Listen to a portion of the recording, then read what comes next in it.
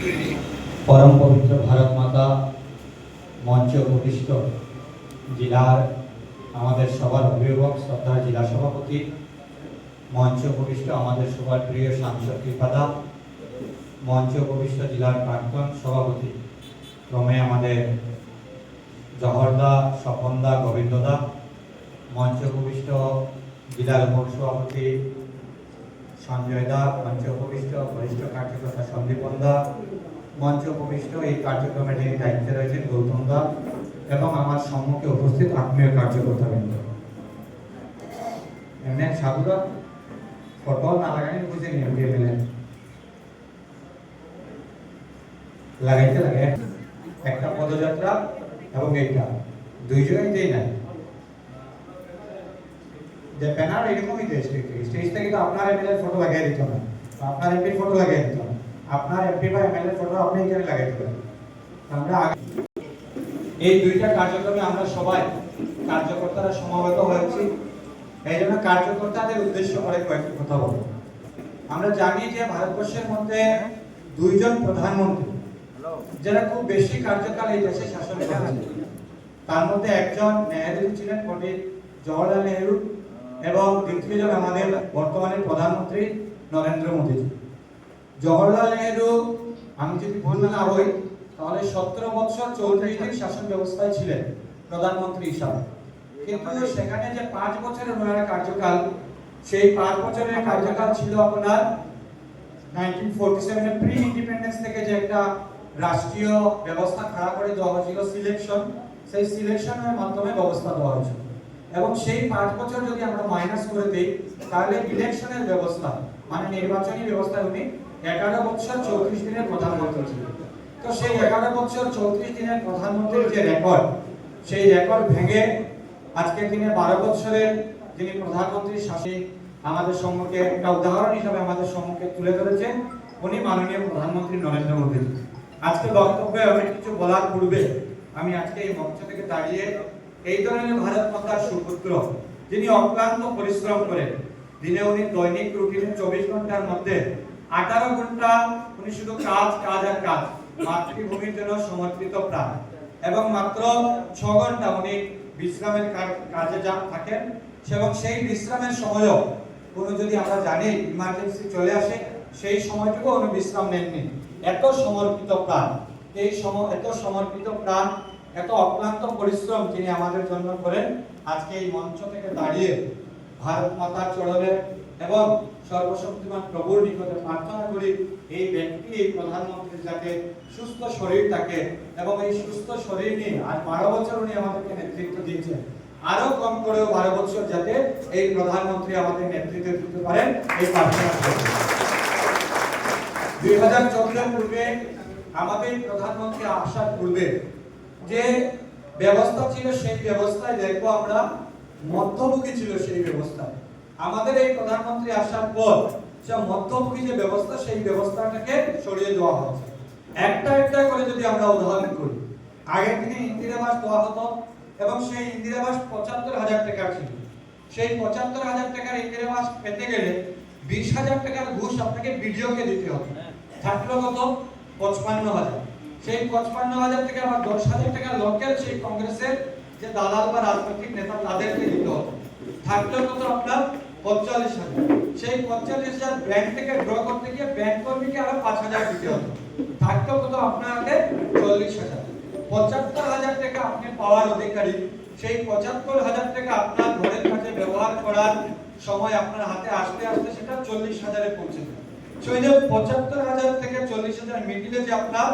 ৩৫ বছরের যে কাটমানি ৩৫ বছরের যে মধ্যভোগী সেই মধ্যভোগীকে সরিয়ে আজকের দিনে প্রধানমন্ত্রী বলেছেন ৭৫ বছরে ইন্দিরা আবাস সেটাকে প্রধানমন্ত্রী আবাস করেছেন সেটা ১.৫ লক্ষ টাকা করেছেন এবং বলছেন যদি কেউ সেই পয়সা পাওয়ার অধিকারী হয় তাহলে ডাইরেক্ট তার অ্যাকাউন্টে যাবে মানে ডিবিটির মাধ্যমে তার অ্যাকাউন্টে যাবে ডাইরেক্ট বেনিফিট ট্রান্সফার করা হবে তো এই যে ব্যবস্থা দালালরা সরিয়ে ডাইরেক্ট মানুষ যারা কোনো কিছু সরকারি সুযোগ পাওয়ার যারা অধিকারী সেই ব্যবস্থা ভারতবর্ষের বুকে শক্তভাবে যদি কেউ দাঁড় করিয়ে থাকে তাহলে তিনি ভারতবর্ষের নতুন নবনির্মিত ভারতবর্ষের প্রধানমন্ত্রী আমাদের নরেন্দ্র মোদী তো এই ব্যবস্থা নরেন্দ্র মোদী দালাল মুক্ত করে ভারতবর্ষে এই ব্যবস্থা চালানো হচ্ছে।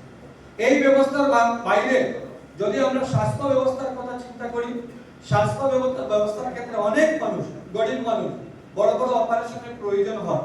এই মাত্র মাননীয় জেলা সভাপতি সেই স্বাস্থ্য সেবা কত মানুষ লাভার্থী হয়েছে তার হিসাব দিয়ে দিচ্ছে।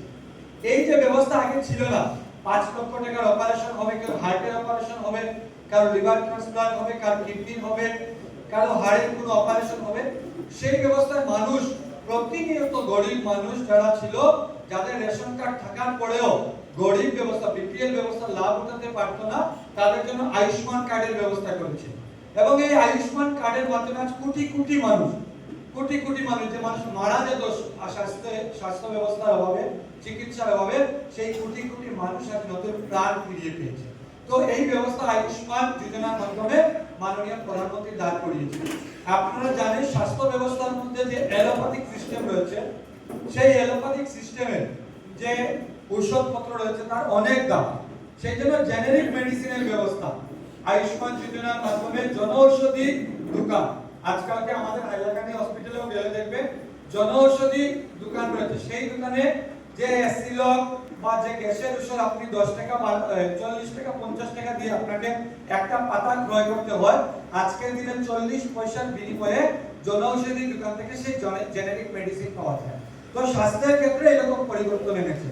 শুধু এই পরিবর্তন নয়, মাননীয় প্রধানমন্ত্রীর একটা সংকল্প রয়েছে, ভারতবর্ষের প্রত্যেকটি জেলা একটা করে মেডিকেল কলেজ স্থাপন করা, এবং সেই স্বপ্নের অঙ্গ হিসাবে আমরা আমাদের মোরাকপুর থেকে মাত্র একটা মেডিকেল কলেজ হয়েছে ছিল এতদিন। আজকের দিন আমাদের পার্শ্ববর্তী যে জেলা আছে শ্রীভূমি জেলা, সেই শ্রীভূমি জেলাতে আরো একটা মেডিকেল কলেজ তৈরি হয়েছে, এবং আগামী দিনে তারই অঙ্গ হিসাবে হাইলাকান্দি জেলাতে আরো একটা মেডিকেল কলেজ স্থাপন হবে। তো এই স্বাস্থ্যের ক্ষেত্রে বিরাট একটা আমূল পরিবর্তন এনেছে। তো স্বাস্থ্যের ক্ষেত্রে এনেছে, আমরা যদি গ্রাম স্বরাজের স্বপ্ন দেখেছিলেন মহাত্মা গান্ধীজি, সেই গ্রাম স্বরাজের বাস্তবিক রূপ যদি কেউ দিতে প্রচেষ্টা করেছেন, সেটা মাননীয় প্রধানমন্ত্রী নরেন্দ্র মোদীজি। আজকে আমরা জানি আমাদের এখানে এমজিএনরেগা স্কিম শুধু প্যাডে লিখে আমরা নেই, আর আমাদের অনেক কার্যকর্তা এই এমজিএনরেগা স্কিমের কাজ করে। সেই এমজিএনরেগার অনেক কাজ আজকের দিনে হয়তো আমাদের হাইলাকান্দি জেলায় লক্ষণীয় হয় না, দেখা যায় না এমজিএনরেগার কাজ কোথায় রাস্তা তৈরি হচ্ছে, কোথায় কি তৈরি হচ্ছে। কিন্তু ভারতবর্ষের মধ্যে এমন কয়েকটা রাজ্য আছে, তার মধ্যে একটা রাজ্য ত্রিপুরা, সেই রাজ্যের যে গড় তাদের আয় ছিল, সেই গড় আয়ের বিপরীতে এমজিএনরেগা স্কিমের মাধ্যমে 35 বছর একটা সরকার চলেছে। ত্রিপুরাতে কমিউনিস্ট গভর্নমেন্ট তাদের যে গ্রামের কুয়া, গ্রামের পুকুর, মন্দিরের যে আপনার দেওয়াল বানিয়ে দেওয়া, রাস্তা নির্মাণের কাজ, সবকটা কাজ এমজিএনরেগার মাধ্যমে করেছে। তো এই এমজিএনরেগার মাধ্যমে আমাদের এখানে হয়তো দেখা যাচ্ছে না, কিন্তু দেশের মাধ্যমে বিভিন্ন জায়গায় বিভিন্ন ধরনের লক্ষণীয় কাজ হয়েছে। অর্থনৈতিক ব্যবস্থা যদি আমরা দেখি, বিশ্বের যে কটা 10টা শক্তিশালী রাষ্ট্র, আর্থিক শক্তিশালী রাষ্ট্র রয়েছে, সেই আর্থিক শক্তিশালী রাষ্ট্রের মধ্যে আজকের দিনে ভারতবর্ষ একটা দেশ। 2014 সালে ভারতবর্ষে যখন মাননীয় প্রধানমন্ত্রী দায়িত্ব নিয়েছিলেন, সেই সময় ভারতবর্ষ ঋণগ্রস্ত ছিল। আমরা সোনার বিনিময়ে আমাদের যে অর্থব্যবস্থা, সেই অর্থব্যবস্থা চলে। আপনারা জানেন আমাদের অনেকটা ধার ছিল, সেই সময় আমাদের অনেক ঋণ ছিল। মাননীয় প্রধানমন্ত্রী দায়িত্ব নেওয়ার পর মাত্র 5 বছরের মাথায় এই ভারতবর্ষ, এই ভারত মাতাকে ঋণ মুক্ত করেছে। আজকের দিনে ভারতবর্ষ কোনো দেশের ইয়েতে বা কোনো ওয়ার্ল্ড ব্যাংকে কোনো জায়গায় আমরা ঋণ নয়, ঋণ মুক্ত আমরা। তো আর্থিকভাবেও ভারতবর্ষ শক্তিশালী হয়েছে, একটা সচল অর্থ ব্যবস্থা এসেছে। এই অর্থ ব্যবস্থাকে ভেঙে দেওয়ার জন্য প্রথম ভারতবর্ষের ভিতরে ভারতবর্ষকে অস্থির করার চেষ্টা হয়েছে, কৃষক আন্দোলন হয়েছে, এইখানে তারা বিফল হয়েছে। তারপর ভারতবর্ষের আশেপাশের সীমানা যেগুলো পার্শ্ববর্তী রাষ্ট্র রয়েছে, বাংলাদেশ, নেপাল, তারপর শ্রীলঙ্কা, এই সবগুলো রাষ্ট্রকে জেএনজি আন্দোলন হয়েছে, এবং এই সবগুলো রাষ্ট্রকে অস্থিরতা আনছে যাতে ভারতবর্ষের আর্থিক ব্যবস্থাকে আঘাত করা যায়। কারণ আমরা জানি আমাদের ডাইরেক্ট মানে স্থলপথে সবথেকে বেশি এবং জলপথে শ্রীলঙ্কা, নেপাল এবং বাংলাদেশের সাথে আমাদের এক্সপোর্ট ইম্পোর্টে আমাদের বিজনেস রয়েছে। সেই জন্য এই দেশগুলোকে যদি অস্থির করা যায়, তাহলে ভারতবর্ষের অর্থ ব্যবস্থা নেমে যাবে। কিন্তু আপনারা জানেন ভারতবর্ষের প্রধানমন্ত্রী যে বৈদেশিক সম্পর্ক, সেই সম্পর্ক বিভিন্ন রাষ্ট্রের সাথে অনেক ভালো। সেই জন্য সেই ব্যবস্থা থেকে আমরা পার্শ্ববর্তী দেশ অস্থির থাকা অবস্থায়ও আমাদের দেশের আর্থিক যে সচল অবস্থা সেটা অনেকটা সক্রিয় ছিল এবং তারা যে ষড়যন্ত্র করেছে সেই ষড়যন্ত্রে সফল হয়নি। কিন্তু আজকের দিনে ভারতবর্ষের বুকে ককরোচ পার্টির মতো নতুন নতুন দল তৈরি করা হচ্ছে। তাদের একটাই লক্ষ্য, তাদের অন্য কোনো লক্ষ্য নেই, তাদের একটাই লক্ষ্য রাস্তা জাম করা। আজকে আপনারা দিল্লি থেকে শুরু করেছে, দিল্লির যন্ত্র মন্ত্রে করেছে। তারপরের টার্গেটেই দেখবেন তারা বড় বড় সিটি, যে সিটিগুলোতে রেভিনিউ অনেকটা বেশি, লখনৌর মতো সিটিতে জাম করে দেওয়ার চেষ্টা। আগামী দিনে আমাদের স্বপ্নের নগরী, যেটাতে সবথেকে হাইয়েস্ট রেভিনিউ কালেকশন হয় ভারত সরকারের, মুম্বাই, সেই শহরেও তারা আন্দোলন করবে সিদ্ধান্ত নিয়েছে। উদ্দেশ্য কি? উদ্দেশ্য একটাই যে ভারতবর্ষের অর্থনীতিকে যাতে থামানো যায়। কিন্তু ভারতবর্ষের অর্থনীতি আজকের দিনে সচল অর্থনীতি, সেই অর্থনীতিকে থামানো যাবে না। তো এই দিকে চিন্তাধারা করলে ভারতবর্ষের আর্থিক দিক থেকেও ভারতবর্ষের প্রধানমন্ত্রী ভারতবর্ষের অর্থব্যবস্থাকে একটা মজবুতি দিয়েছে। বিদেশ নীতির কথা যদি চিন্তা করি, আজকের দিনে আজকে থেকে কয়েক বছর পূর্বে আমাদের দেশে যদি পাকিস্তান আক্রমণ করত, আমাদের দেশের প্রধানমন্ত্রী, ওই সময় প্রধানমন্ত্রী ছিলেন, আজকের দিনে ভারতবর্ষের প্রধানমন্ত্রী আছেন, সেই সময় যদি দেশের প্রধানমন্ত্রী আমেরিকায় গিয়ে বিচার চাইতেন যে আমাদের পাকিস্তান আক্রমণ করেছে, আমাদেরকে বিচার করে দিন। কিন্তু আজকের দিনে দেশ এতটা শক্তিশালী হয়েছে, বিদেশ নীতি আমাদের এতটা শক্তিশালী হয়েছে যে আশেপাশের আরো কয়েকটা দেশকে একসাথে জোট করে একসাথে নিয়ে ভারতবর্ষের বুকে কেউ যদি 4 কিলোমিটার ঢুকে আক্রমণ করে, তাহলে পাকিস্তানের 40 কিলোমিটার ভিতরে ঢুকে আক্রমণ করার ক্ষমতা এই সরকার দেখিয়েছে। এত শক্তিশালী বৈদেশিক নীতি। আপনারা জানেন ইউক্রেন এবং রাশিয়ার যুদ্ধ চলছিল, এখন ইসরায়েল, ইরান, রাশিয়া, এই অনেকগুলো রাষ্ট্র একসাথে যুদ্ধ চলছে তাদের মধ্যে, এবং হারমোজ প্রণালী বন্ধ অনেকদিন থেকে। আপনারা জানেন অনেকগুলো দেশে যে জাহাজের তেলের ট্যাঙ্কার বহনকারী জাহাজ, সেই জাহাজগুলো হরমুজ প্রণালীতে বন্ধ করা ছিল। একমাত্র দেশ বিশ্বের মধ্যে, একমাত্র রাষ্ট্রপ্রধান যে দেশের এই প্রণালীকে, যে দেশের জন্য বন্ধ করে দেওয়া হয় না, উইথ ভেরি স্মুথলি আমাদের দেশের জাহাজগুলোকে আসতে যেতে দেওয়া হচ্ছে। This is because of Narendra Modi and this is because of the good government policy of Honorable Narendra Modi.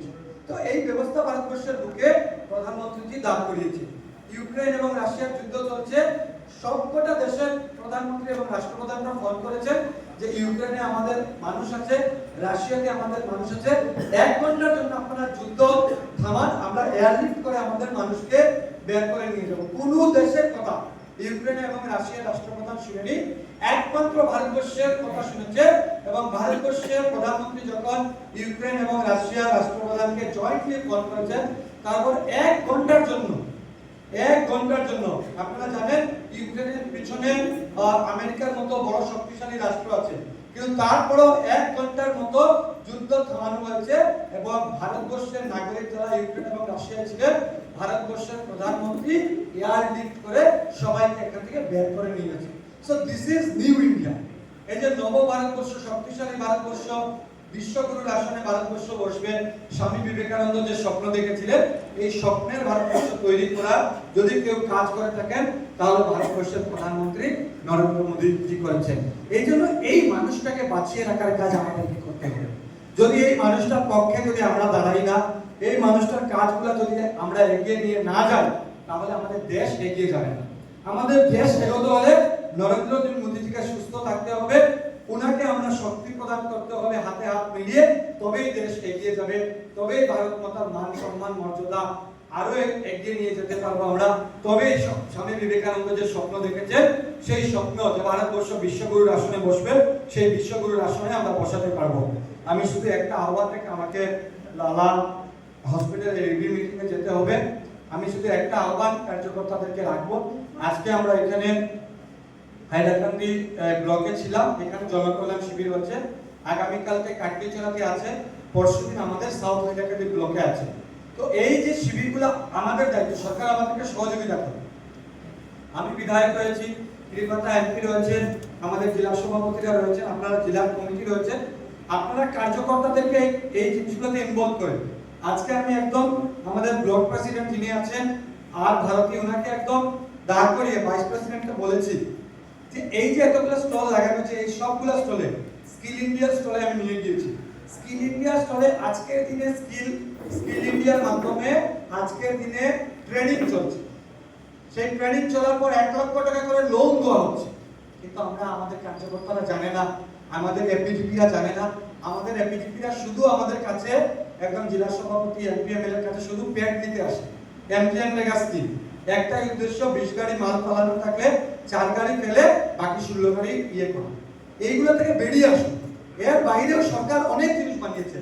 আপনার গ্রামে যখন আপনি স্কিলের প্রকল্প থেকে 10টা ছেলেকে দিতে পারবেন। এখন স্কিল ইন্ডিয়া ট্রেনিং চলছে, ফ্লাই টু জাপান। কোন ছেলে, তার কোনো শিক্ষাগত যোগ্যতার প্রয়োজন নেই, কোন ছেলে যদি জাপানে গিয়ে চাকরি করতে হয়, সরকার 1,80,000 ব্যয় করে 1,80,000 এর মধ্যে 1,30,000 টাকা সরকার দেয় এবং সরকার আপনাকে জাপানিজ ল্যাঙ্গুয়েজ শেখানোর পর সরকার নিজের দায়িত্বে সরকার আপনাকে জাপানে পাঠায় এবং 16 লক্ষ থেকে 20 লক্ষ পর্যন্ত প্যাকেজে আপনাকে কাজ দেয়। আমরা কেউ জানি? কোন জিপি সভাপতি, কোন আঞ্চলিক পঞ্চায়েত, কোন ব্লক প্রেসিডেন্ট কোনদিন স্কিলে গিয়েছি? কোনদিন আমরা স্কিল কেন্দ্রে যাই? এইগুলো মানুষকে সুযোগ সুবিধা করিয়ে দিই। এখন আপনাদের সেলাই মেশিনের Jagannath community hall, Mahaprabhu community hall আমাদের সরকার বানিয়েছে। এই কমিউনিটি হলে শুধু গান কীর্তনের জন্য বানানো হয়নি। এই কমিউনিটি হলে বছরে একবার আমাদের যে সেলাই মেশিনের প্রশিক্ষণ, সেলাই মেশিন যারা করবে তাদের হাতে 15,000 টাকা করে দেওয়া হবে, তাদেরকে একটা মেশিনও দেওয়া হবে, সম্পূর্ণ ফ্রি। এটা জানতে হবে।